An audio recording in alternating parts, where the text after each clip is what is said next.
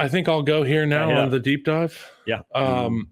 So a lot of people have been tweeting me and asking me about certain prospects, college football prospects. And as you guys know, I don't watch college a lot.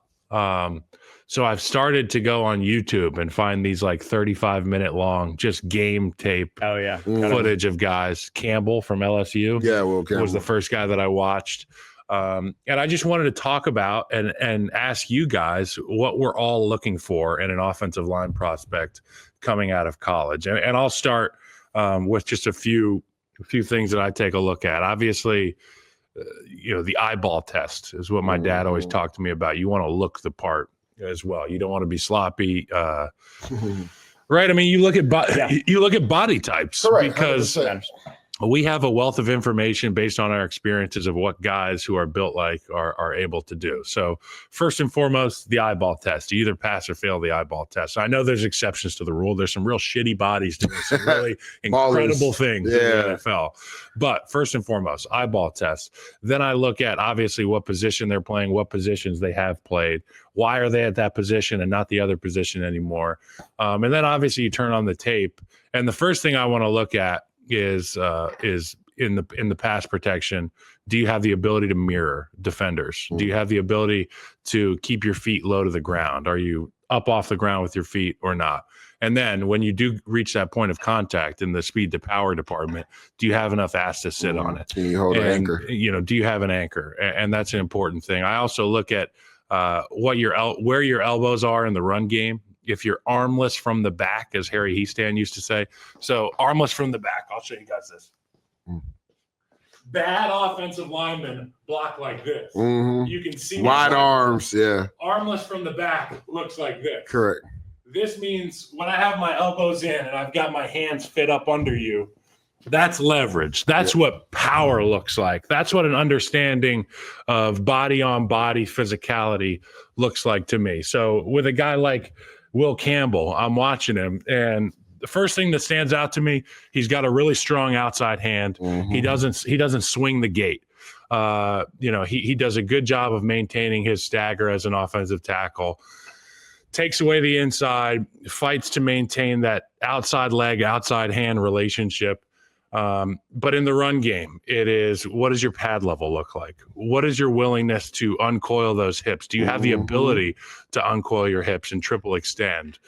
Even further than that, I look at hand, like if I'm part of a double team and I'm the left tackle, Mike's the left guard. If you have a 3 technique and I'm trying to cave this thing down, where am I putting my hands? Am I putting it high on the shoulder pad? Am I trying to hit you in the ribs?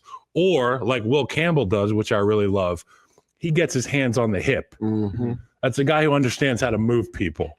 And it's unfortunate, but you get a lot of these guys that just want to grab onto people like this and wrestle with them and stand up straight.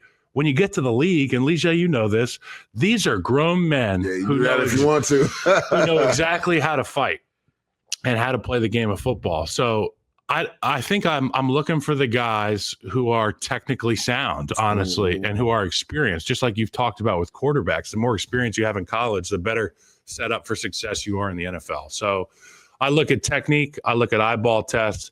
The last thing I look at is the numbers, arm length. What is your inseam? How tall you are. That's when I'm comparing two players. Then I'll look at that. But eyeball test and film tells me so much. And it starts with the ability to generate force through the ground, your feet, your hips, and your hand placement. That's really what I'm looking for. When you're scouting offensive linemen, what stands out to you, good or bad? Do you start with stance? Because I feel like some coaches would be like, I hate a stance. I'm like, just let the play go. Let the play happen. No. For me, the biggest thing, and it's kind of changed over the years as I've dove more into the draft. I believe it's like my 6th or 7th draft. First and foremost, I look at traits, like things that you talked about, right? Do they uncoil their hips, right? How do they run off the ball? Are they explosive off the ball? Those are some of the things. Are they understepping? Correct. And then I look at disabilities, right? Lack of ankle flexion, right? Are they a waist bender because it's a medical thing, or is that a technique thing? So like when I dive in deep. Like if I keep seeing a player do the same thing, now he could be coached wrong. Like that's a God honest truth. There are some bad coaches out there, right? But most of the time for a player, when he continuously does something, if he's getting beat on it, it's more than likely a medical thing. Like he can't redirect because he doesn't have limited. He's limited laterally, right? He can't take on an anchor because maybe one, the strength isn't there, or two, he doesn't have the ankle flexion to do it, right? So those are some of the things I'm looking at. Then after that, I start getting into the X's and O's, like hand placement and stuff. Because to me, a lot of that is technique based, right? Yep. And I think the greatest quote that Mike Tomlin ever had is, he's like, I hate getting evals and people talk about, well, this guy steps this way. He's like, that's a technique thing. That's on us as coaches. We wouldn't get paid what we get paid if everybody was already ready when they came into the league, right? So that's why I think I look at traits more often than anything.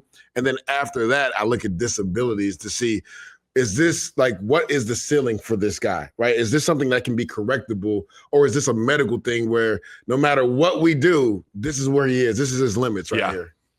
And you made me think, you said traits. A trait that is very high on the list for something I'm looking for is, there's two things. First, significant touch. Correct. Are you so if I'm a tackle and I'm setting back and it's a 7-step drop, let's say it's 3rd and 12, I know speed to power is coming. There's a 9 technique out there.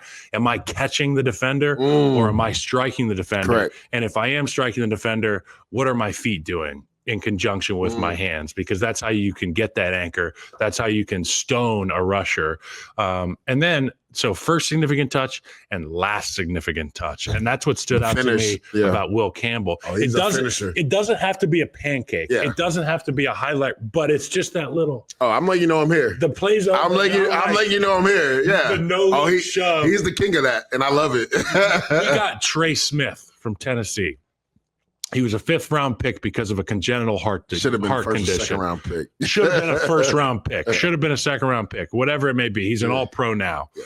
But the thing that stood out to me immediately was his violent strike, his willingness to finish blocks, the instinctual protector that exists in his heart and his brain, and how that translates into being a great teammate. And as an offensive lineman, that's paramount.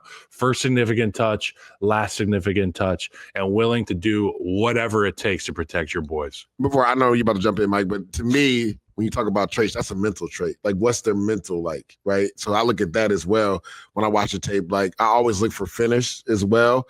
And then, like, for offensive linemen, I love to see a little grittiness. Like, again, you don't have to pancake somebody every single time. Get nasty. But yeah, just get nasty here and there, and then for a defensive lineman too. Even if they're away from the play, right? Do you let that offensive lineman keep his hands on you to the end of the play or not? Like, I look for stuff like that because that's a mentality. There's two things that you guys probably haven't brought up. Everything, echo all your sentiments, that I look for also when evaluating offensive line prospects specifically. It's important to a lot of positions, but to me, there's like 3 things that kind of all go into one. It's balance, body control, and coordination.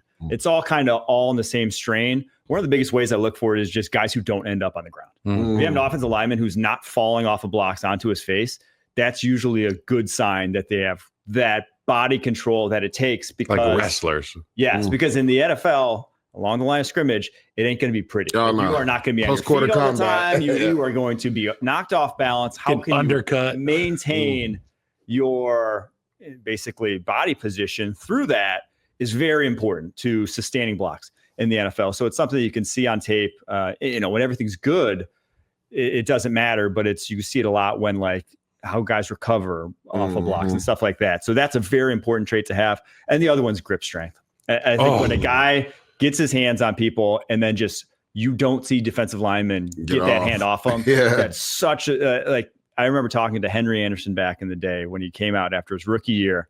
I asked him, what's the biggest difference between college and NFL? Henry Anderson, defensive tackle, Stanford. Yeah. That guy was a problem. Colts and Jets. I remember asking him, what's the biggest difference? He said, in college, they punch. They hit you, and then you can keep going and you get the hands off you. In the NFL, they grab you. They latch if on. you let them latch on, I try to get that via the neck. So it's over. You get when you grab guys that really have that ability, and it's centers that shows up the most, I think, in my opinion, because it's immediate. Guys like Zach Frazier, the guys that get that immediate hand placement, those are the ones you want. The guys that have that kind of grip strength. Can I show you a drill that they used to put us through? Yeah. Okay, so you can still hear me out Describe. there in the control room. You can hear me talking through this drill. Boom. Okay, We'll so move these mics closer to you. what they would do, I think it was Harry Heastand who did this. He would line up rookies in individual period. Okay. This is like rookie mini camp shit. Mhm. We're gonna find out if you have any balance. And to your exact point, they would line these rookies up and get them in their stance, and they would put a backup guard in front of them with a pad and be really low like this. Uh-huh. And either Heastand would say, like, get in him, or Heastand would say this. And this means on the snap of the ball. So this rookie offensive guard, all you're thinking about is, I'm going to fuck this pad up exactly. because my whole bloodline's watching, and this is on film, and I got to show them how tough I am. But to your point, it's all about balance. So Heastand would have the guys get out of the way immediately. Yeah. And the really good ones would uncoil. There would be nothing there, and they could get back on their feet. Yeah. The bad ones would fall right on their face. Right on their face. And Heastand would be like, somebody else get in there. James Daniels from Iowa. Yeah. And he'd be like, James Daniels, get in there and show him how it's done. And James would fire off with both of his knee braces and like boom, boom, boom, and he wouldn't fall off anything. And that's a great point. Yeah. It's that recovery. And you see it in mirror dodge as well, which is another drill where if you're an O-line coach at home, get yourself 2 cones, get an offensive lineman, and get a rabbit. Offensive lineman, your job is to protect. That's the end zone right there. You can't have the defensive lineman past that point. Get behind you. Side to side, spin moves, boom, boom, boom, boom, boom. And the ability to not only mirror these guys and not fall off your balance, but when they convert it to because eventually in the drill, the coach snaps his finger and it becomes a bull. So you're not only being quick, but you have to be strong. You have to have the anchor, your hands right. Mirror dodge. And if you want some examples of that, go on YouTube and type in mirror dodge. It's like the be all end all, in my opinion. O-line scouting, though, man, it's important. 100%. It is what separates a lot of the best run teams from a lot of the worst is their ability to evaluate. And I think throw the bench press numbers out. That's the dumbest thing ever. If you want to find out how strong your offensive linemen are. Was it Cody Whitehair did like 16? Dude, I did 0. Load the bar up and have them front squat. Load the bar up and have them snatch. I want to know how much they can snatch overhead from the floor. That's Olympic movements. Uncoil those hips in the snatch. Yes. We used to call putting your balls through the wall. That's what we used to say. And that's definitely They'd be like, what's the coaching? I'd be like, put your balls through the wall, man. Like, I want to punch a hole through that thing with my crotch. You know, that's football talk right there. 100%.